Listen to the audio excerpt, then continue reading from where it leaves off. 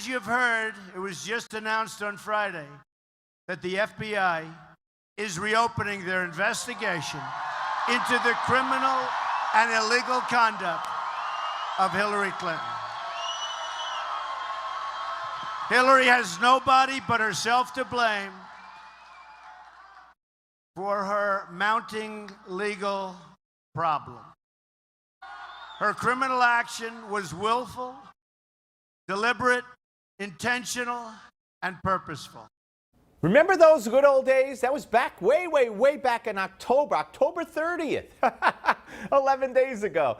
Welcome back. Steve Malzberg with you on America Talks Live. And we're joined right now by Andy McCarthy. Above all, a Met fan, or a Mets fan, however you want to say it. So he's kind of in mourning today because Bartolo Colon has signed with the Atlanta Braves. But we'll try to get by that. Congratulations are in order because Andy's son got married over the weekend. And he also happens to be former federal prosecutor, contributing editor to National Review, senior fellow at the National Review Institute, and author of Faithless Execution, Building the Political Case for Obama's Impeachment. Let me just say something to you after having said all I just said there. You were quoted in the wake of Comey and that announcement on October 30th and the other announcement last week. You have been quoted by so many people. Newt Gingrich quoted you on Fox. Rush Limbaugh quoted you constantly, and they always do. But I never heard you quoted so much. I know you know that. I want the people to know that. I've always been a proud friend of yours. But congratulations on everything. Thank you so much, Steve. I guess we had between my son's wedding and Bartolo Colon's parade, we also had a little election, I guess, in the middle of the week, too, right? Absolutely. All right. So let me ask you about going forward, where you think this Hillary thing might end up. I've heard predictions that he will not prosecute Hillary, but the Clinton Foundation investigation will go on or will start up for real in a real Justice Department. What do you think will happen, with Hillary? Will she get a pardon from Obama? Will Trump go after her? And if she gets a pardon from Obama, does that pardon her from the Clinton Foundation as well? So many questions. So you have the floor. I think Obama will pardon her. That's what I've always thought, mainly because of self-interest. I think, if you think about it, her misconduct occurred on his watch when she was a high-ranking member of his administration, and when it was widely known in the administration both that she was using this email system and that she had flouted the agreement that she made with the White House that was a condition of her becoming Secretary of State, this business about disclosure and getting pre-clearance on some of the foreign spending aspects of the Clinton Foundation. So I think, Steve, that if there were ever a prosecution of Mrs. Clinton, those Obama-Clinton emails would be a part of it, and that would be profoundly embarrassing, even more embarrassing for Obama than what there is now. So I think, I'm sure he has some personal regard for Mrs. Clinton, but I also think as a matter of self-preservation, he'll probably be the one to pardon her. If he doesn't, I think Trump will and should do what he said he was going to do, which is appoint a special prosecutor, somebody who is scrupulous and has credibility with both Democrats and Republicans. But I also think to cover himself, and I'm going to write about this for National Review tomorrow, he ought to have the Pardon Office of the Justice Department also begin preparing a pardon petition for Mrs. Clinton. And that way, once the case is actually fully investigated on Mrs. Clinton, both the emails and the Clinton Foundation, which really hasn't been done yet, I'm talking about a real investigation with the grand jury, et cetera, and a full pardon petition is put together for Mrs. Clinton, because let's face it, even though we'd love to have perfect equal justice for everyone, there are issues with respect to prosecuting Mrs. Clinton that don't apply to the average person, not least of which is it will so outrage the Democrats and perhaps others in Congress that Trump's agenda could be stopped cold. All right, that's reality. He's got to understand that. Explain to me, because I just explain. So who you think that Trump should have the DOJ prepare a pardon petition? Is that what you're saying?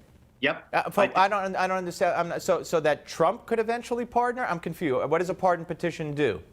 Well, what it does is it lays out the entire case, the pros and cons of a pardon, Plus, an important part of that process, Steve, if you do the regular Justice Department process, is you get input from the prosecutor, who must then, alert the president to all of the criminal misconduct. Ah, okay. So it's a way of gaining information. I think it should be in conjunction with a real investigation. Right. But I also think that to cover himself and to show that he's trying to be fair, Trump needs to do two things.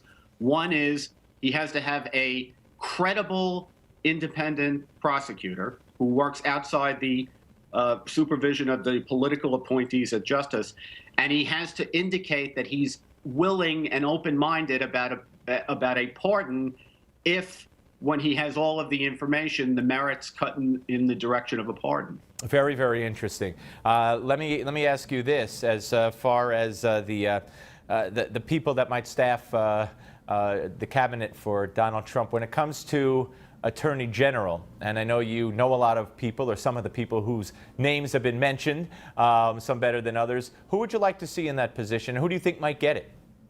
Well, the best Attorney General I think we've had in my lifetime is Judge Mukasey, and my regret about that is that he only had 18 months. Yeah. So what I tell everyone who asks me this is I would ask Judge Mukasey if he wants his old gig back, and if he doesn't, I'd ask him if we can clone him.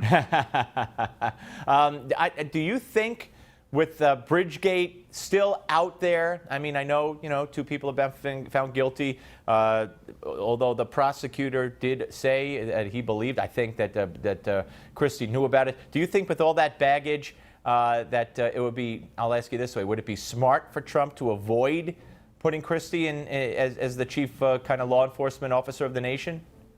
I think, Steve, that, Governor Christie, there's a lot of upside for him with the Justice Department, which he knows very well. He does have baggage. He would have to get through a confirmation hearing, and there might be, a lot of things that he could do to help Trump that don't involve a confirmation hearing. But, I don't know the nature of their relationship and what commitments have been made, et cetera. So I think we just got to wait to see that play itself out. You wrote a great piece at National Review talking about how we got President Trump. And you said it wasn't Trump that created the movement. It was the movement that created Donald Trump. Are you talking about the movement of dissatisfaction with the establishment Republicans? I mean, and when you look at it, Andy, this shouldn't be a shock, because I think somebody totaled up, since Barack Obama has been in office, since he was elected, the Democrats have lost like 900 seats in the House. I don't know how many Senate seats, governorships across the country in just 8 short years. And even if you go back just 2 years, and the presidency now. So it really shouldn't be shocking that there's been dissatisfaction, but with the Democrats, but dissatisfaction you're talking about in your piece with, I believe, establishment Republicans, correct?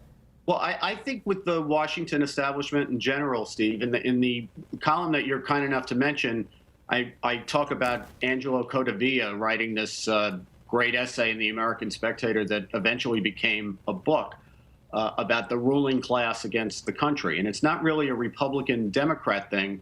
It's that too much power has been accumulated in Washington.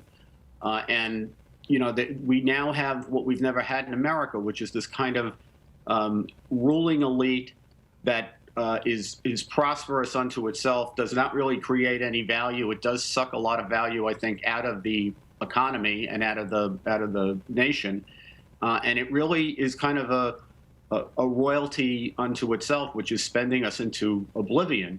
And I think there's been backlash against that going back to 2007. Really, I think it started when President Bush was still in power, long before. I feel like I've been part of it myself, and I think it existed long before Trump came along. I think, Trump did a fabulous job of recognizing it in a way that perhaps others didn't, and certainly exploiting it, but it predated him.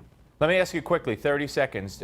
You were one of those who weren't on board with Trump, your organization, National Review, and others. Are you going to have any trouble getting behind him now? No, as I said, Steve, in one column I wrote this week, I think, we want him to be successful. I've tried to be helpful to him during the campaign. So, I think for the country's sake, we have to hope that he succeeds and that he actually is going to do the things that he campaigned on. Right. My hesitation about Trump has always been precisely that.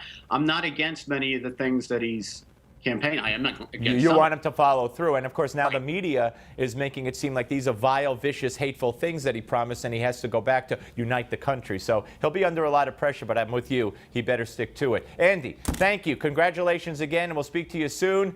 Up Thanks. next, ladies and gentlemen, Give Me Five, and a special report from Bill Tucker on the protests happening around the country, and of course, the riot, as called by the police, which happened in Portland last night. You will not want to miss it.